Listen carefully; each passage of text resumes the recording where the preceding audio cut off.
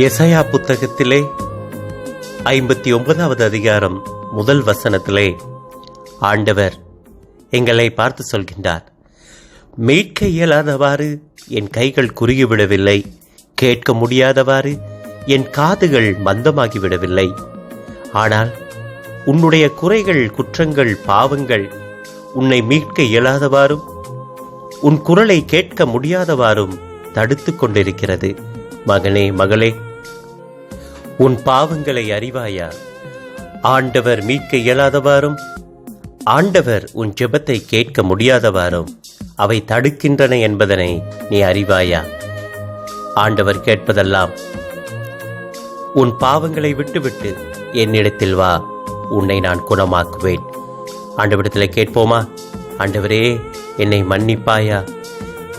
என்னுடைய பாவங்களை மன்னிப்பாயா? என்னுடைய செயல்களை மன்னிப்பாயா? மீண்டும் உன்னுடைய மகனாக, மகளாக என்னை ஏற்றுக்கொள்வாயா? ஆண்டவரிடத்திலே நாங்கள் கேட்போமா? அனைவரும் மீண்டும் ஒரு முறை ஆண்டவரிடத்திலே சொல்லுவோமா? மன்னிப்பாயா ஆண்டவரே, என் குற்றங்கள், குறைகளை என் மன்னிப்பாயா? மனம் உருகி ஆண்டவரிடத்திலே நாங்கள் கேட்போம்.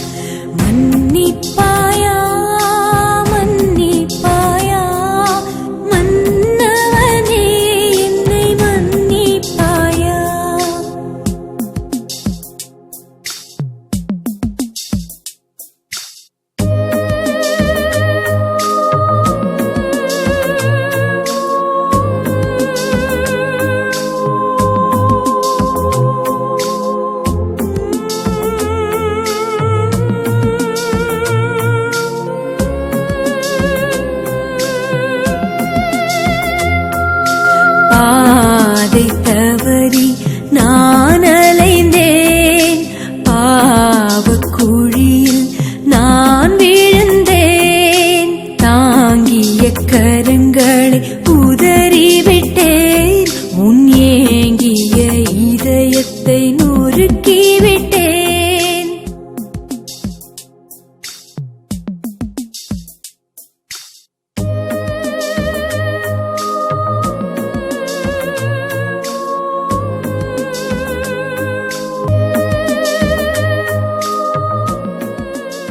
ஆண்டவர் எத்தனை முறை எனக்கு பாதை காட்டினார், எத்தனை நபர்களை என் வாழ்வில் அனுப்பினார்.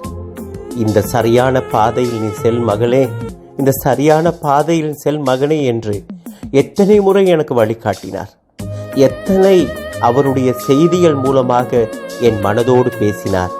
ஆனால் அத்தனையும் நான் வெறுத்துவிட்டு பாதையை நான் தவறவிட்டேன் அல்லவா? ஆண்டவரிடத்திலே நாங்கள் மன்னிப்பு கேட்போம். ஆண்டவரே, நான் பாதை தவறி சென்றிருக்கிறேன் அப்பா, என்னை மன்னியும் என்போ கேட்போம். மீண்டும் மீண்டும் அதே பாவக்குழியில் நான் விழுந்தவனாக இருக்கின்றேன் அல்லவா? ஆம், சில நேரங்களில் ஆண்டவர் என்னை அந்த குழியிலிருந்து எடுத்து என்னை புதிய வாழ்க்கைக்குள்ளாக அழைத்த பொழுதிலும் மீண்டும் மீண்டும் அதே குழியில் நான் விழுந்து கொண்டிருக்கின்றேன், விழுந்தவனாக இருக்கிறேன். ஆண்டவரே, என்னை மன்னியும், நான் அதே பாவக்குழியில் விழுந்திருக்கிறேன் அப்பா, என்னை எழுப்பிவிடும், என்னை தூக்கிவிடும் என்று சொல்வோம். என்னை பாவத்திலிருந்து தாங்கிய அந்த கைகளை நான் உதறிவிட்டிருக்கின்றேன். என் தாய், என் தந்தையுடைய கைகளை நான் உதறி தள்ளியிருக்கிறேன். என் கணவன், என் மனைவியுடைய கையை நான் உதறி தள்ளியிருக்கின்றேன். என்னுடைய உறவுகள் தந்த கையை நான் உதறி தள்ளிவிட்டு ஆண்டவருடைய இதயத்தை சுக்கு நூறாய் உடைத்தவளாக இந்த இடத்தில் நான் நிற்கிறேன். ஆண்டவரே, இத்தனை பாவங்களுக்காகவும் இதோ இந்த நிமிஷம் உன்னிடம் வருகிறேன் அப்பா, என்னை மன்னியும் என்று ஆண்டவரிடத்திலே நாங்கள் கேட்போமா?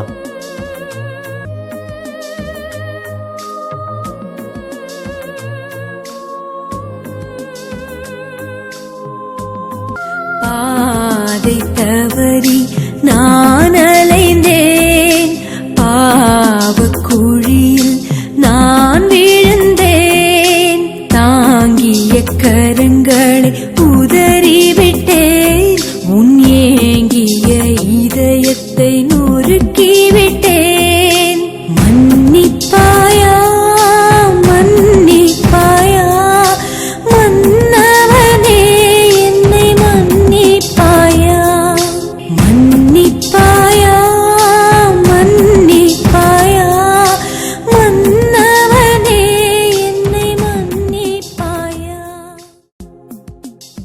கொலேசியருக்கு எழுதிய திருமுகத்திலே 3வது அதிகாரம் 2வது வசனத்தில் நாங்கள் வாசிக்கின்றோம், இந்த உலகத்தின் போக்கின்படி நீங்கள் வாழாதீர்கள். நீங்கள் உலகை சார்ந்தவர்கள் அல்ல, மேலுலகை சார்ந்தவற்றையே நாடுங்கள் என்று. ஆனால் நான் மீண்டும் மீண்டும் இந்த மாய உலகத்தில் என்னை மூழ்கடித்து வாழ்ந்து கொண்டிருக்கின்றேன் அல்லவா? இந்த உலகம் தருகின்ற செல்வத்துக்கு ஆசைப்பட்டு, இந்த உலகம் தருகின்ற சுகத்துக்கு ஆசைப்பட்டு என் வாழ்வை ஆண்டவர் பக்கம் திருப்பாமல் நான் மீண்டும் மீண்டும் ஆண்டவரை விட்டு விலகி சென்று கொண்டிருக்கின்றேன். எனக்கு புரிகிறதா? தொடக்க நூலிலே 6வது அதிகாரம் 3வது வசனத்திலே ஆண்டவர் சொல்கின்றார், தவறிழைக்கும் மனிதருக்குள் என் ஆவி தங்காதென்று. பிரியமான பிள்ளைகளே, ஆண்டவருடைய ஆவி என்னுள் தங்காவிட்டால், ஆண்டவருடைய ஆவி என்னை வழிநடத்தாவிட்டால், ஆண்டவருடைய ஆவி என் குடும்பத்திற்குள் இல்லாவிட்டால், ஆண்டவருடைய ஆவி என் குழந்தைகளை நடத்தாவிட்டால், ஐயோ பரிதாபம், அவருடைய வாழ்வு கேள்விக்குறியாக மாறிவிடும் அல்லவா? அந்த ஆவியை நாங்கள் இழந்து விட்டவர்களாக இருக்கின்றோமே. இந்த மாய உலகிற்குள் சிக்கி அந்த ஆவியை தொலைத்தவர்களாக இருக்கின்றோம்.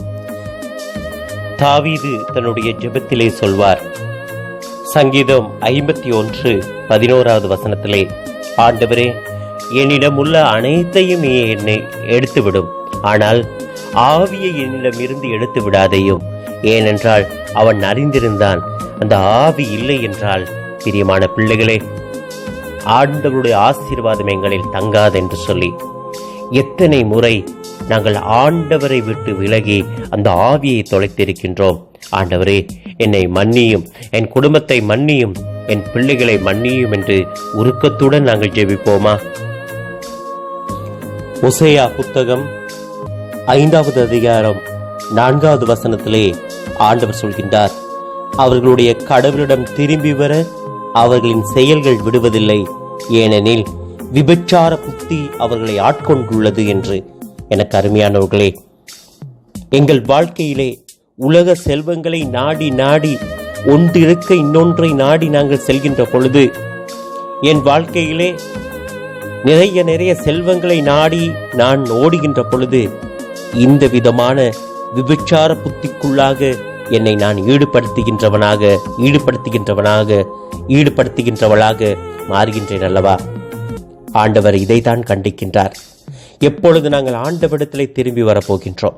எப்பொழுது எங்கள் குடும்பத்தினுடைய ஆசீர்வாதத்துக்காக முழங்காலில் நாங்கள் இருக்க போகின்றோம்?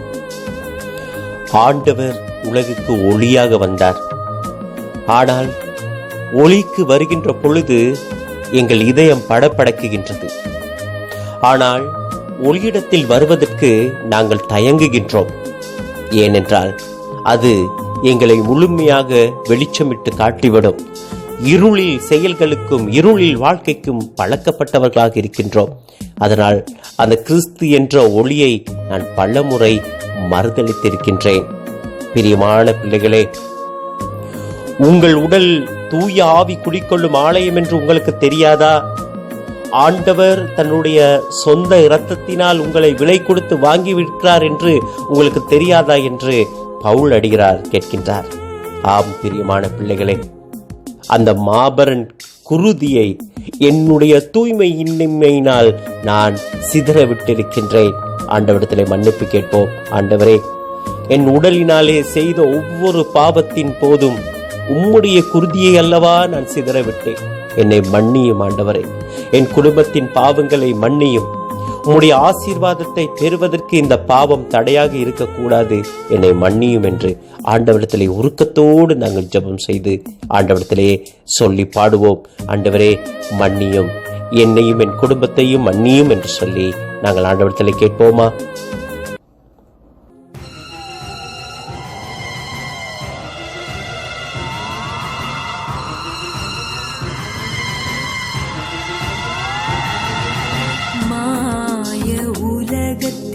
என்னை இழந்தேன், மங்காத ஒளி உம்மை மறந்திருந்தேன். மாபரன் குருதியை சிதறவிட்டேன், மனிதனின் குணத்தை குறைத்து விட்டேன்.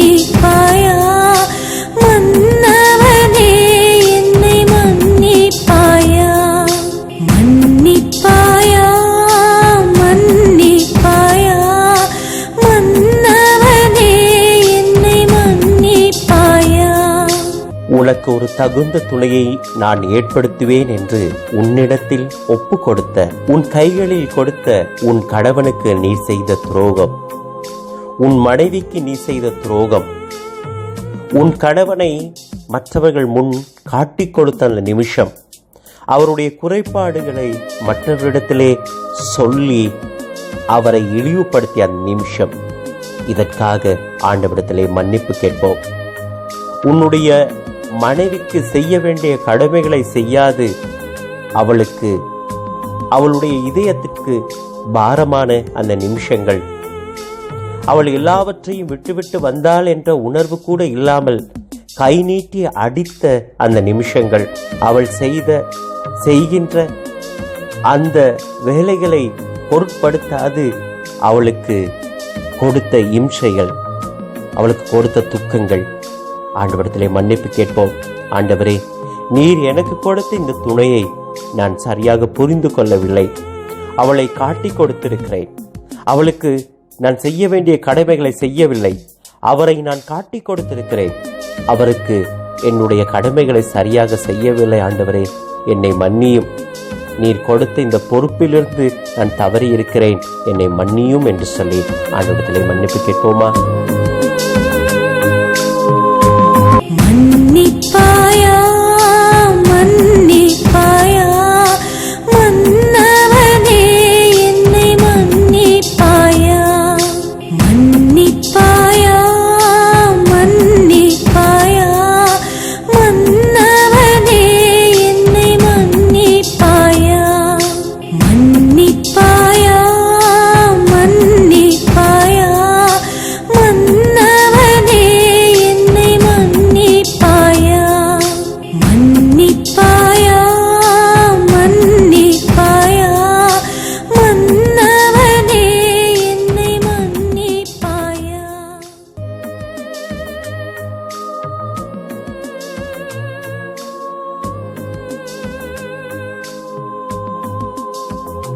தன் தந்தையை மதிப்போருக்கு அவர்கள் செய்த பாவங்களில் இருந்தெல்லாம் கழுவாய் கிடைக்கின்றது என்று சொல்லி சீராக் 3வது அதிகாரத்திலே நாங்கள் வாசிக்க கேட்கின்றோம்.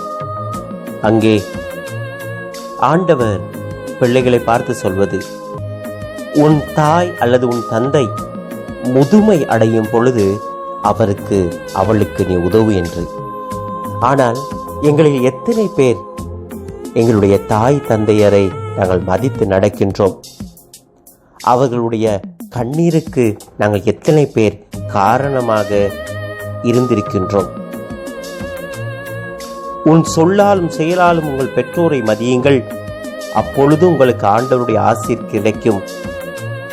ஒரு தாயின் சாபம், தந்தையின் சாபம் உங்களை வேரோடு அழித்துவிடும் என்று சீராக் புத்தகத்திலே வாசிக்கின்றோம். பிரியமான பிள்ளைகளே, எங்களில் எத்தனை பேர் எங்களுடைய தாய் தந்தையருடைய கண்ணீருக்கு காரணமாக இருந்திருக்கின்றோம்? அவர்கள் பெற்றெடுத்து வளர்த்தார்கள், ஆனால் நீ என்னுடைய தாயா, நீ என்னுடைய தந்தையா, நீ என் தாயாக தந்தையாக இருப்பதற்கு தகுதியே இல்லை என்று நான் சொல்லி அந்த நிமிஷம் என்னுடைய தாய் தந்தையுடைய மனது எத்தனை பாடுபட்டு இருக்கும். ஆண்டவரிடத்திலே மன்னிப்பு கேட்போமா? ஆண்டவரே, இந்த பாவங்கள் இருந்தெல்லாம் என்னை மன்னியும். ஆண்டவரே, நீர் எனக்கு நல்ல தகப்பனை, நல்ல தாயை கொடுத்தீர். எத்தனையோ பேர் தாய் தந்தை இல்லாதிருக்கின்ற பொழுதும் கூட எனக்கு தாய் தந்தையை கொடுத்து ஆசீர்வதித்திருக்கின்றேன். இப்படி நான் பேசிய அந்த நிமிஷங்களுக்கெல்லாம் ஆண்டவரே என்னை மன்னியும் என்று ஆண்டவரிடத்திலே நாங்கள் மன்னிப்பு கேட்போமா? எல்லோரும் சேர்ந்து மீண்டும் ஒரு முறை சொல்வோம். மன்னிப்பாயா ஆண்டவரே, என்னை மன்னிப்பாயா. மன்னவனே, மன்னிப்பாயா மன்னிப்பாயா மன்னவனே, என்னை மன்னிப்பாயா. மன்னிப்பாயா மன்னிப்பாயா மன்னவனே, என்னை மன்னிப்பாயா. மன்னிப்பாயா மன்னிப்பாயா மன்னவனே, என்னை மன்னிப்பாயா.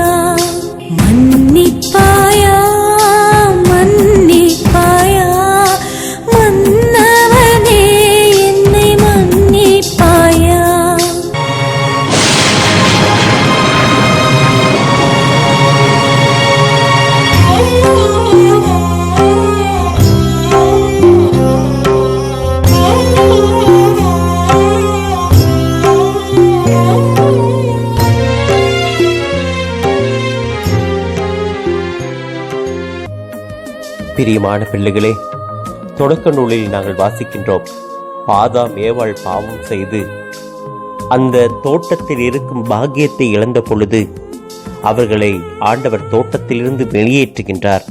ஆனால் தோளால் ஆடை செய்து அவர்களை அணிய செய்தார் என்று நாங்கள் விவிலியத்தில் வாசிக்கின்றோம். அதாவது, என் ஆண்டவர் என்னுடைய அவமானங்களை அறிவார். ஆகவே நான் பெற்றெடுத்த இந்த பிள்ளைகளை இவ்வாறு நான் போக செய்ய மாட்டேன் என்று அவர்களை அவ்வாறு செய்தருளினார். இப்படிப்பட்ட ஆண்டவரை நானும் நீங்களும் கொண்டிருக்கின்றோம். அவர் நிச்சயமாய் எங்கள் பாவங்களை எல்லாம் இந்த நிமிஷம் மன்னிக்கின்றார். எசேக்கியேல் புத்தகத்திலே 33வது அதிகாரம் 11வது வசனத்திலே ஆண்டவர் சொல்கின்றார், தீயோர் சாக வேண்டும் என்பது என் விருப்பம் அன்று, ஆனால் அத்தீயோர் தம் வழிகளில் நின்று திரும்பி வாழ வேண்டும் என்பதே என் விருப்பம் என்கிறார். ஆம் பிரியமானவர்களே, நாங்கள் சாக வேண்டும் என்பது அவருடைய விருப்பம் அல்ல. அவர் எதற்காக சிலுவை ஏந்தினார்? எங்களுக்காக. எதற்காக முள்முடி? எனக்காக, உனக்காக. எதற்காக அந்த ஆணி கொண்ட காயங்கள்? எனக்காக, உனக்காக. நிச்சயம் என் பாவங்களை மன்னிப்பதற்காக. ஆகவே ஆண்டவரத்தில் திரும்பும் யாவருக்கும் அவர் வாழ்வளிக்கின்றார். ஆண்டவர் இந்த நிமிஷம் எங்களை பார்த்து சொல்வது, எசாயா புத்தகம் 1வது அதிகாரம் 18வது வசனத்திலே அவர் சொல்வது போல, இதோ உன்னுடைய பாவங்கள் கடும் சிவப்பாய் இருக்கிறது, அவற்றை நான் மாற்றுவேன், அவை பனி போல வெண்மையாக மாறும் என்கின்றார். ஆகவே அந்த ஆண்டவரிடத்தில் நாங்கள் சரணடைவோம். அவர் இன்று என்னை பார்த்து சொல்கின்றார், மன்னிக்கின்றேன் மகனே, மன்னிக்கின்றேன், மன்னிக்கின்றேன் மகளே, மன்னிக்கின்றேன். உன் குற்றம் குறைகள் அனைத்தையும் இந்த நிமிஷம் நான் மன்னிக்கின்றேன், உனக்கு புது வாழ்வு கொடுக்கின்றேன் என்று ஓசாயா புத்தகத்திலே 14வது அதிகாரத்தில் 4வது வசனத்தில் அவர் சொல்கின்றார், அவர்களுடைய பற்றுறுதியின்மையை நான் குணமாக்குவேன், அவர்கள் மேல் உளமாறு அன்பு கூறுவேன் என்று. ஆம் பிரியமான பிள்ளைகளே, ஆண்டவர் எங்களுக்கு உளமாறு அன்பு கூறுகின்றார். அது மாத்திரமல்ல, ஆண்டவர் இன்றைய நாளில் ஒரு வாக்குறுதி கொடுக்கின்றார், நான் இஸ்ரவேலருக்கு பனி போல் இருப்பேன், அவள் லில்லியை போல மலர்வாள், லெபனானின் மரம் போல் வேரூன்றி நிற்பான், அவனுடைய கிளைகள் விரிந்து பரவும். ஆம் பிரியமான பிள்ளைகளே, உங்களுடைய பாவங்கள் மன்னிக்கப்படுவது மாத்திரமல்ல, இந்த நிமிஷம் ஆண்டவர் வாக்குறுதி கொடுக்கின்றார், நீங்கள் மீண்டும் கட்டி எழுப்பப்படுவீர்கள், உங்களுடைய குடும்பம் விருத்தி அடையும், உங்களுடைய சந்ததி விருத்தி அடையும். உங்களுடைய பாவங்களை எல்லாம் கழுவுகின்ற ஆண்டவர் உங்களுடைய வியாபாரத்தை, நீங்கள் செய்கிற தொழில்துறையை, உங்கள் குடும்பத்தை ஆசீர்வதிப்பார் என்று. ஆகவே அந்த பாவம் மன்னிப்பை உணர்ந்தவர்களாக ஆண்டவருக்கு நன்றி சொல்லி நாங்கள் பாடுவோம். இந்த பாடலை நாங்கள் உள்ளத்தின் ஆழத்திலிருந்து கேட்டு ஆண்டவருடைய மன்னிப்பை உணர்ந்து கொள்வோம்.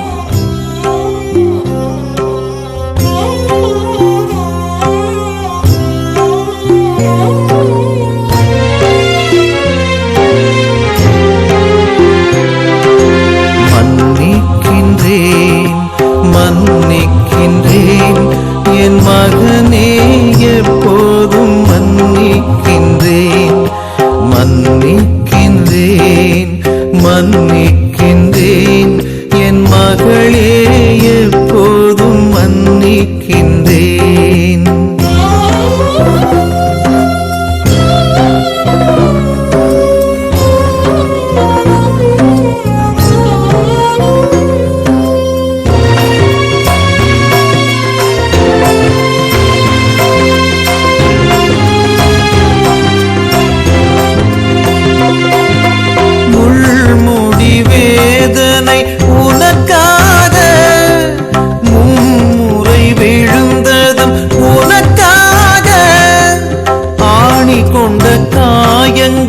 உனக்காக என் ஆவியும் உயிரும் உனக்காக. மன்னிக்கின்றேன், மன்னிக்கின்றேன் என் மகனே, எப்போதும் மன்னிக்கின்றேன்.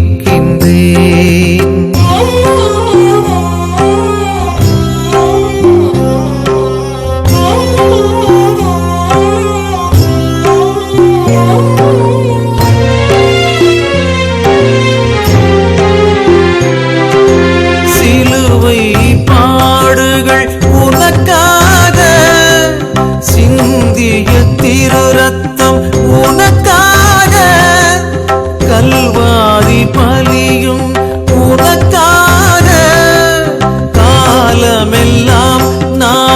உனக்காக மன்னிக்கின்றேன் மன்னிக்கின்றேன் என் மகனே எப்போதும் மன்னிக்கின்றேன் மன்னிக்கின்றேன் மன்னிக்கின்றேன் என் மகளே